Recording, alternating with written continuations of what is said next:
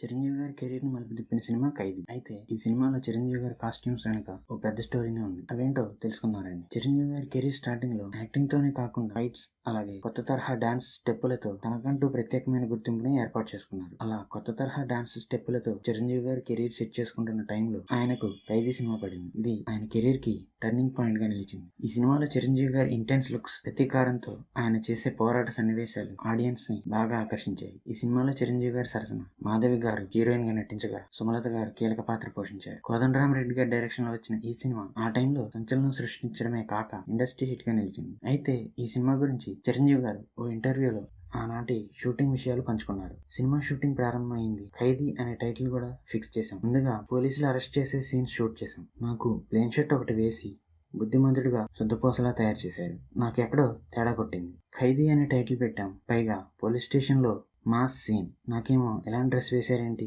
ఇది కరెక్ట్ కాదు అనిపించింది. వెంటనే చెన్నైలోని మా ఇంటికి ఫోన్ చేశాను. నాది బ్లాక్ కలర్ పాత బనియన్ ఒకటి ఉంది, దాన్ని తీసుకురమ్మని చెప్పాను. దానికి హ్యాండ్స్ కాస్త పొడవుగా ఉంటాయి. వాటిని చించేసి సరికొత్త బనియన్ లాగా తయారు చేసి వేసుకున్నా.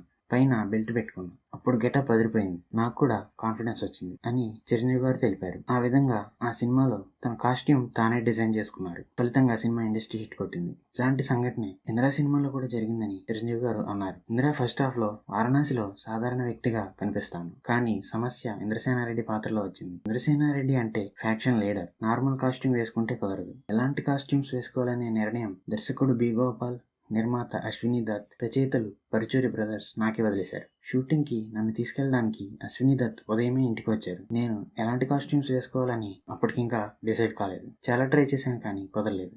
దీంతో ఈరోజు షూటింగ్ ఆపేయండి అని అశ్విని దత్ కి చెప్పాను. ఆయన కూడా ఓకే చెప్పి షూటింగ్ ఆపేశారు. ఆ రోజంతా ఆలోచించి వైట్ షర్ట్ వైట్ ప్యాంట్ వేసుకుని ట్రై చేశాను. అది బాగా కుదిరింది. ఇక అదే ఫ్లోలో మిగిలిన షూటింగ్ మొత్తం పూర్తి చేసినట్లు చిరంజీవి గారు తెలిపారు. ఈ సినిమా కూడా ఇండస్ట్రీ హిట్ అయింది. వీడియో నచ్చితే లైక్ చేసి మన ఛానల్కి సబ్స్క్రైబ్ చేసుకోండి. Thank you.